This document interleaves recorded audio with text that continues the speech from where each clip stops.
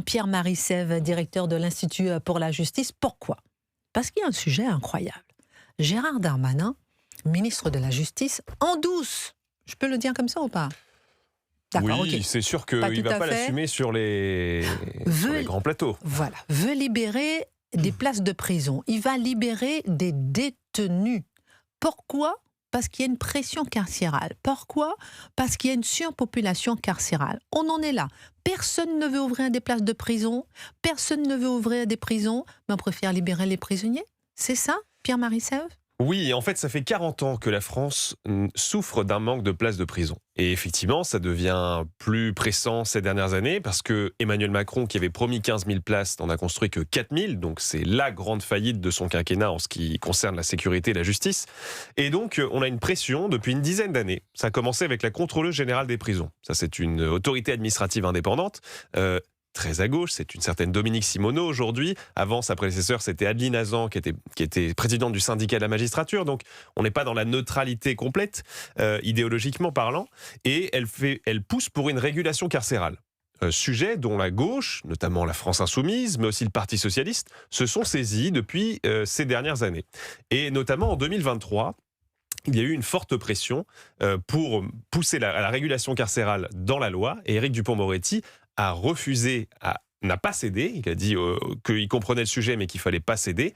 Et là, Gérald Darmanin, pour pouvoir faire avancer d'autres mesures qui, pour être tout à fait honnête, sont positives, on a quelques mesures positives, eh bien, il cède en quelque sorte à cette petite régulation carcérale. Pierre-Marie Sève, j'ai envie de comprendre les mesures positives.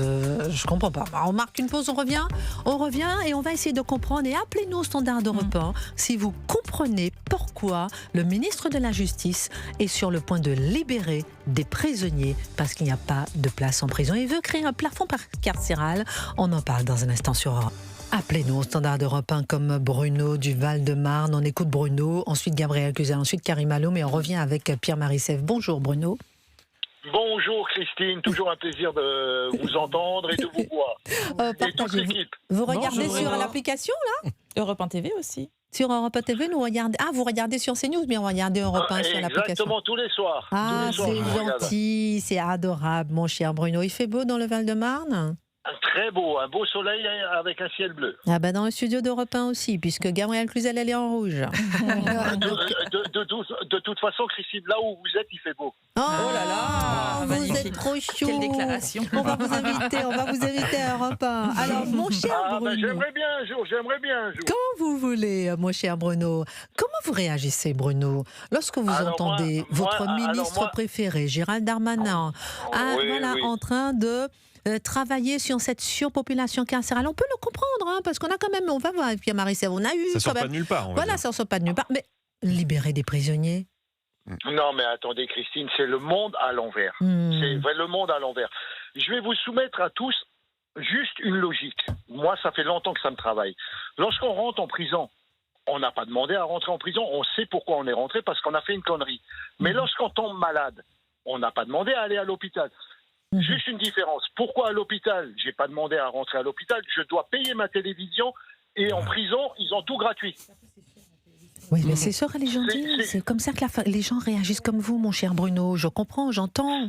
Absolument. C'est scandaleux. C'est le monde à l'envers. Il y a certaines personnes, ils sont heureux de rentrer en prison parce qu'ils sont nourris, logés, blanchis, voilà.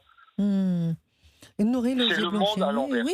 Et puis on le voit, bon pas tous, mais on voit aussi, Pierre-Marie Sève, vous en êtes témoin, parfois c'est la fiesta, parfois ils ont des livres, ils ont des choses... Ah non, des livres, non, je crois pas. Mais ils ont des choses dans le frigo, ils ont plein de choses. Non, mais Je veux même pas citer. Non, il y a quand même un ministre qui a toléré un Koh-Lanta dans une prison dans le Val-de-Marne. Oui, voilà, la télé, voilà. Comment la télé... Alors Fabrice Lafitte me dit que la télé n'est pas gratuite. Voilà, on a vérifié, la télé est payante, très peu chère, mais elle est payante en prison. Pas bon, oui. Pour les dealers, ça ne coûte rien. Ah ouais, intéressant. Merci Fabrice pour cette remarque. Bruno, merci beaucoup de nous avoir appelés. Et puis à bientôt. Avec grand plaisir, mon cher Bruno. Profitez. Et j'attends avec impatience votre invitation pour vous voir un jour, Christine, en chair et en os. Ah ben oui, je vais vous inviter dans Régie Europe. On va prendre vos coordonnées. Je dis à Alexandre Omar et à William Torzek de prendre vos coordonnées. On vous invitera en direct pour venir dans le studio d'Europe 1 1. Avant d'avoir Christophe qui nous appelle aussi, Gabriel Cluzel, réaction. Karim Alloum, et on revient à Pierre Maricev. Oui, alors le premier point, c'est que c'est quand même un sujet récurrent, c'est un peu un serpent de mer. Il me semble que dans son livre, Béatrice Brugère évoque cette gestion de la pénurie des places en prison en disant, je ne sais plus si c'est exactement son expression, mais il me semble qu'elle utilise le mot d'hôtellerie. On le gère comme on gère un hôtel, c'est-à-dire que quand il n'y a plus de place, il faut faire sortir, il ne faut plus condamner. Enfin, c'est indépendant des peines méritées par les uns et les autres, on fait de la gestion d'hôtellerie. Donc sans penser à l'impact sur la société. Le mot a quelque chose de profondément choquant. Rappelons que, alors je parle sous le contrôle de Pierre Maricev, mais je crois me souvenir que 40% des gens qui sont condamnés à de la prison ferme n'en font jamais. Exactement. Ne serait-ce que parce que la première année, de toute façon, quand on est condamné à moins d'1 an, c'est toujours aménagé. Quasiment toujours. Ouais. Voilà, les affaires de bracelets électroniques. Nous en parlions pendant la pub, mais le père Hamel, il faut quand même le rappeler, l'un de ses assassins était sous bracelet électronique. C'est pas la panacée. Donc c'est vrai que ce risque pour la société est extrêmement prégnant. Et pardon, moi je suis toujours un peu la fille de mauvais goût, mais parlons de l'éléphant au milieu du couloir. Il y a quand même, sauf erreur de ma part, 25% d'étrangers dans nos prisons. Est-ce que c'est à nous de les entretenir? Voilà, tout simplement, je pose la question, sachant que nous n'avons pas de place. Donc, tous ces sujets-là, on aimerait les voir mettre sur la table plutôt que de voir traiter cela par le ministre de la Justice en catimini. Pierre Maricev, je vous laisse répondre avant Karim Alloum. Effectivement, c'est 25% d'étrangers, on le voit sur les réseaux sociaux, les gens le disent. Oui. Ils appellent à ça. Comment vous réagissez, vous qui êtes directeur de l'Institut pour la Justice? Moi, je suis d'autant plus étonné par le mécanisme de plafond carcéral que propose Gérald Darmanin, alors que c'est effectivement, il faut lui rendre ça, c'est le premier à avoir parlé il y a 1 an, ça fait un peu plus d'1 an qu'il est ministre de la Justice, c'est le premier à avoir parlé et à avoir fait quelques avancées qui sont encore une fois pas la panacée, c'est pas la révolution qu'on attend, mais il y a eu quelques avancées. On appelle ça des accords de transfèrement, c'est pour permettre à des détenus en France, mais étrangers, d'effectuer la fin de leur peine à l'étranger. Et d'ailleurs, je me dis, et je réponds à Gérald Darmanin qui prépare ce plafond carcéral, offrons, vous savez qu'un détenu, ça nous coûte 50 000 € par an. Eh bien, offrons à tous les pays dont on a des ressortissants 50 000 € par détenu, par an, par année qu'ils ont à purger. Et je suis persuadé qu'il y a beaucoup de pays qui les reprendraient. Ça, c'est du ressort, certainement, du Quai d'Orsay et du ministère des Affaires étrangères. Karim Alloum. Il y a environ 19 000 détenus étrangers, effectivement, sur les 84 500. Donc, effectivement, il y a aujourd'hui si vous voulez, une surpopulation carcérale. Ça représente environ 135 à 137% de places, ce qui est beaucoup. Donc, vous savez, la prison, c'est une équation mathématique à 2 inconnus qu'il faut régler. Ce sont les entrées et les sorties. Et plus, comment le message à donner au moment où la violence gangrène la société, la violence multiple, l'antisémitisme, la haine, la violence contre les juifs, contre les femmes, etc. Je ne vais pas toutes les citer, on voit ce qui se passe dans les écoles, etc. Le message à donner, on va libérer des personnes. C'est un message, ça témoigne d'un état faible, une nouvelle fois. Pour revenir aux étrangers, pourquoi on ne pourrait pas les renvoyer? Parce que, pour une raison très très simple, le chantage qui est fait par plusieurs pays de les récupérer, et qu'il est très simple, il suffit effectivement de mettre sur la table, comme ça a été décidé au niveau de l'Union européenne, d'envoyer toutes ces personnes qui ne veulent pas, parce qu'il y a des étrangers qui ne veulent pas, parce que vous ne pouvez pas forcer quelqu'un à y aller dans son pays. Vous ne pouvez pas le forcer. C'est la loi française. Donc, je pense qu'il y a un contour à faire. L'Union européenne a voté une loi. On peut l'utiliser à toutes les personnes qui ne peuvent pas rentrer chez eux. Karim Alloum sur Europe 1, directeur de magazine Rupture. Bonjour Christophe, vous nous appelez le Paris. Vous dites pourquoi ne pas louer des places de prison, c'est ça? Vous avez une proposition? Mais oui. Ah, ça vous plaît ça. Dites-moi alors, dites-nous. Oui, puisque c'est l'Europe, puisque tout le monde est bien en Europe, tout le monde est aux normes, pourquoi est-ce qu'on louerait pas, il n'y aurait pas une banque comme les hôtels de place libre en Bulgarie, en Roumanie, en Pologne, en Espagne, en Italie, ils doivent bien avoir des places vides, et dans ce cas-là, on louerait des places, ce serait moins cher, on enverrait le gars faire ses 6 mois, son année, ses 2 ans, ça coûterait 50 balles par semaine ou par jour, je ne sais pas, il faudrait fixer un prix, il serait content, l'argent tournerait en Europe, et puis comme ça on n'aurait pas à construire de prison, puisque personne ne veut les faire chez nous, on n'a qu'à les louer ailleurs, et puis le gars il va faire son temps, il revient, et puis c'est bon. On ferait un système de navette, on enverrait des gars contrôlés qui sont bien en vie, patati patata, on ferait ce qu'il faut, et puis c'est réglé. Très ça, tout le monde fait sa intéressant, peine. Christophe. Restez en ligne avec nous. On marque une pause. Vous appelez de Paris. Vous proposez de louer des places de prison. Pierre-Marie Sèvres, directeur de l'Institut pour la justice, vous répond juste après la pause.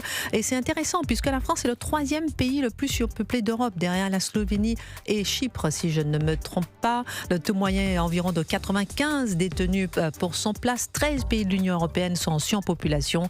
Italie 119%, Belgique 113%. Mais pourquoi libérer des détenus? On marque une pause, on revient en direction Europe 1 avec Pierre-Marie Sèvres, directeur de l'Institut pour la justice.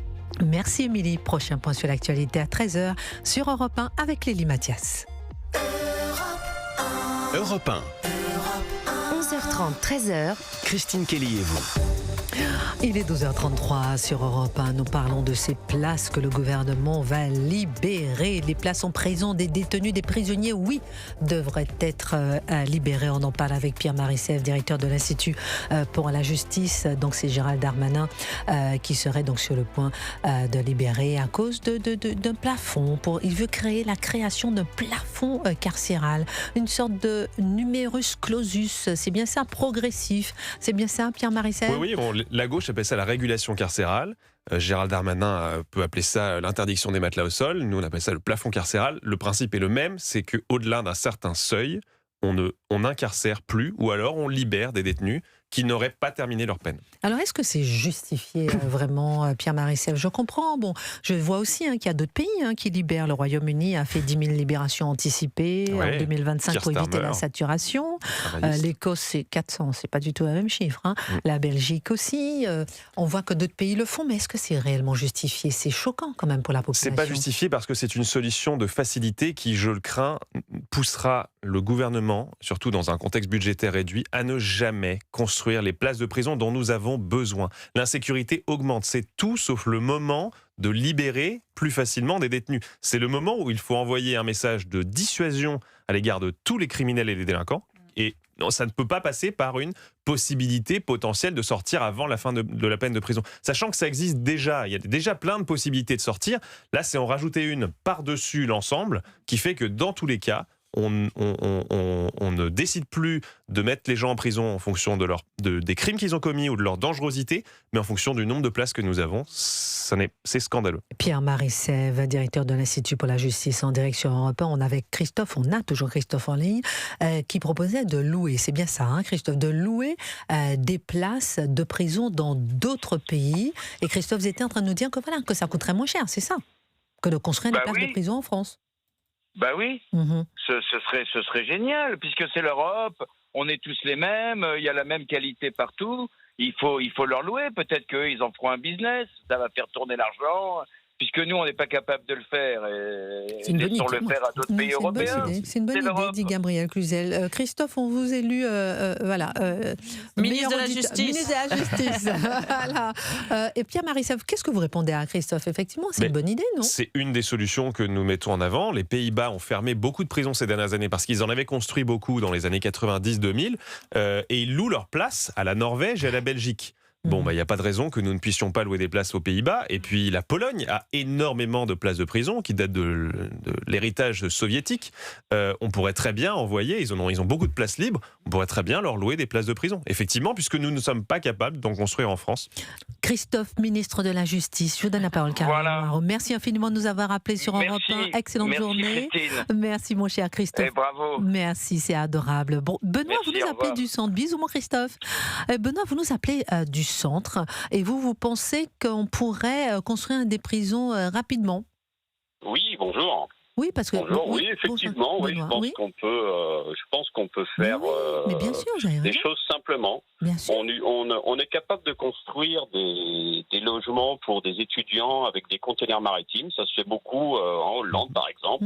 Et ben pourquoi est-ce qu'on construirait pas des centres carcérales avec les mêmes types de produits? Je peux vous assurer que le mec, quand il est enfermé dans un container maritime, il sortira pas. Intéressant. Pierre-Marie Sèvres vous répond. On pourrait aussi se dire qu'on mettrait dans ces prisons-là, qui seraient des prisons peut-être évidemment moins chères, on pourrait mettre des prisonniers, des gens qui ont juste fait des bêtises et qui ont juste envie de finir leur peine et de reprendre leur vie et d'arrêter de faire n'importe quoi. Voilà, moi j'en ai connu. Benoît.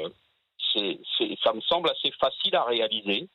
Benoît, Ensuite, ne bougez pas, on a Pierre Marissèvre qui vous répond là-dessus déjà. Oui. Oui, déjà sur les prisons Directeur de l'Institut pour la justice sur Europe 1. Sur les prisons préfabriquées, encore une fois, c'est d'autant plus étonnant que ce soit Gérald Darmanin qui mette en place ce plafond carcéral, puisque c'est le premier ministre de la Justice de ces dernières années à avoir mis en place des prisons préfabriquées. On est encore une fois sur des tout petits volumes, 1500 places, mais il a fait sauter ce verrou. Donc nous n'avons félicité des deux mains. Oui. Mais en revanche, toutes ces bonnes mesures sont annulées par finalement le vrai chiffre qui compte, c'est combien de personnes sont en prison. Et vous l'avez dit, on a une grande surpopulation carcérale. On dit suroccupation, nous, à l'Institut pour la justice. Grande suroccupation de nos prisons, parce que nos infrastructures sont trop faibles. Mais notre taux d'incarcération est loin d'être parmi les premiers en Europe. Notre taux d'incarcération est plutôt moyen en France. On incarcère à peu près autant que nos voisins. En revanche, c'est vrai qu'on a moins de place que nos voisins. Donc notre suroccupation est plus élevée. Donc Benoît, selon vous, c'est peut-être effectivement une volonté politique de prendre comme exemple, de s'appuyer sur la surpopulation carcérale pour libérer des prisonniers? Qu'est-ce que vous en pensez, Benoît? Non, on n'ira oui, pas évidemment, bien sûr. Non, c'est pas parce qu'on ne crée pas des places de prison, ça fait un moment qu'on le dit. Et à chaque fois, les présidentiables nous disent qu'ils vont en créer, qu'ils vont en construire, qu'ils vont en construire, et puis il n'y a jamais rien de fait. Voilà. Et c'est comme ça. Il y a des choses que je comprends pas non plus. Sur une prison existante, on nous explique qu'il y a des livraisons par drone et qu'on n'arrive pas à arrêter ce genre de choses. Et demandez aux Ukrainiens comment est-ce qu'ils ont fait. Ils ont demandé aux marins-pêcheurs français et aux arboriculteurs français de leur envoyer leurs vieux filets. Et ils les mettent au-dessus des routes et ça leur sert de filet anti-drone. On est capable de les donner aux Ukrainiens, on n'est pas foutu capable de les mettre au-dessus de nos prisons. Vous êtes ministre de la Justice. Incroyable. Il a tellement raison, Benoît. Il a tellement raison. C'est pas plus compliqué que ça. Hein. Il faut juste des gens avec du bon sens. Et je pense que le bon sens, on le trouvera que sur le terrain. Voilà. Merci beaucoup. Les gens de terrain, tout simplement. Merci Benoît. Effectivement, écoutez les gens de terrain, du bon sens. C'est pour ça qu'on vous appelle, auditeurs d'Europe 1, à nous appeler, à nous témoigner ce que vous vivez, la façon dont vous voyez la France. Merci infiniment de nous avoir